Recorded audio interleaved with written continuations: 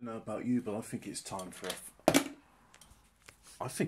a fire. I was about to say. Well, look, that's the temperature, as you can see there, which is let's get it for the colonial viewers that still use farting tights. Just press the button. It's 63 degrees. Which, I know what 63 degrees is. When I put my hands into 63-degree water, it's scalding hot. So I'll just chuck a couple of sticks on there. And oh, look at that, that's a big stick. That's going to take a while to get going. And I think, because I want to definitely make sure it gets going, put a little bit of whatever that stuff is. It's got a name. Paraffin? I don't know. Oh, good. My little Zappy Sparky still works.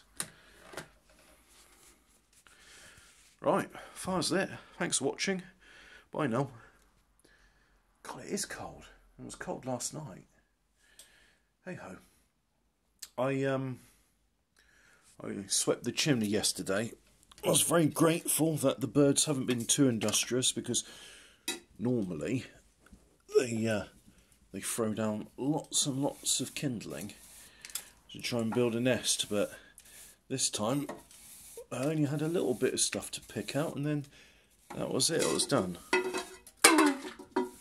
Oh, something was in that. Whatever it is, it's cooked now. But I also I grabbed it by hand because that was the most effective. Well, I say it was the most effective way. It's because I didn't want to get off of the ladder. I scooped up by hand all the ash that went there, and my God, a lot of ash. Lot of ash. There was a lot of ash up there, and there's less ash up there now. So yeah, no ash in the ashtray. Very little ash on the coal shelf. So we should have ourselves a good fire. Breathe nice and easily. Oh, and also I got you see it, that stuff there. Got my lovely Shoe Zone trainers on, which are rubbish. It's just foam. There's no point paying expensive money for foam because it's just absolute rubbish. But I needed a cheap pair of shoes, as my other cheap pair of shoes is broken, and thought, right, I'll get the same ones I've been getting for the past 5 years. These little plimsolls. No, I won't get those, because apparently, even though they look identical, they've made them a lot more narrower, and my feet are quite tall, so they will not fit in it, even though it's the correct size. So I went in, I said, look, I've worn these once, they don't fit. Can I change them for something that does, because I need a pair of shoes?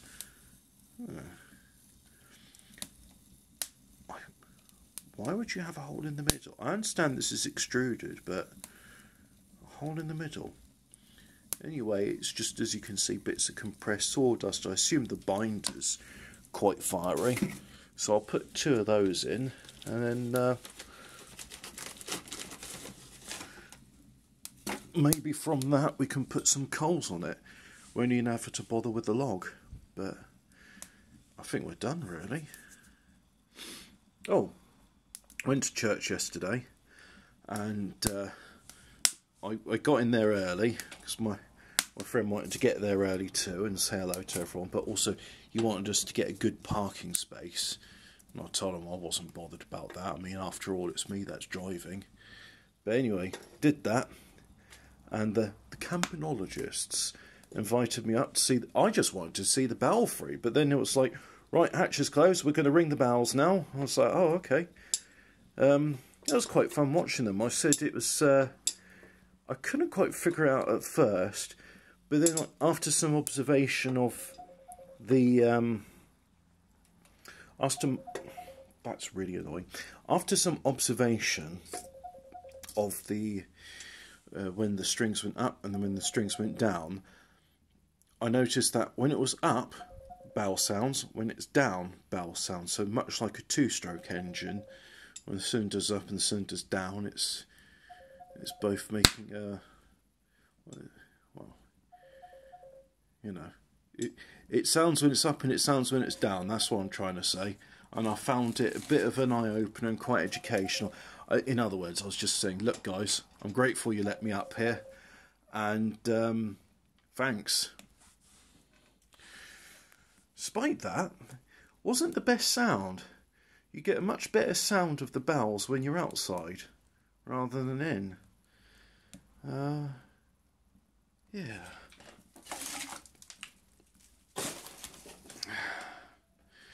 Do I bother with coals now?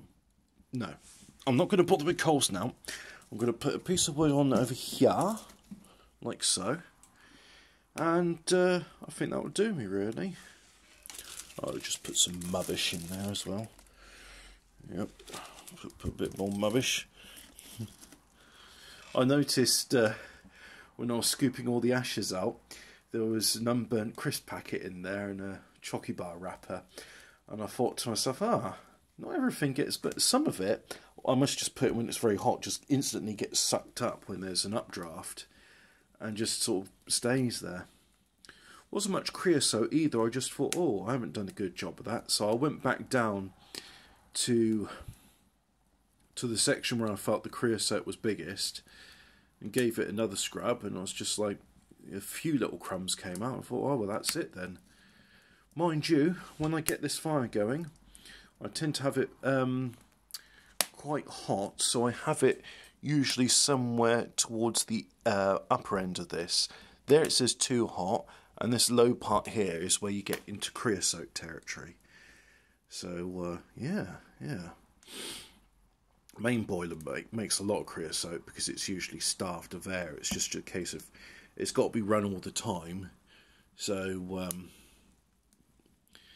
the theory is that the less heat you give it, the less air you give it, the less combustion.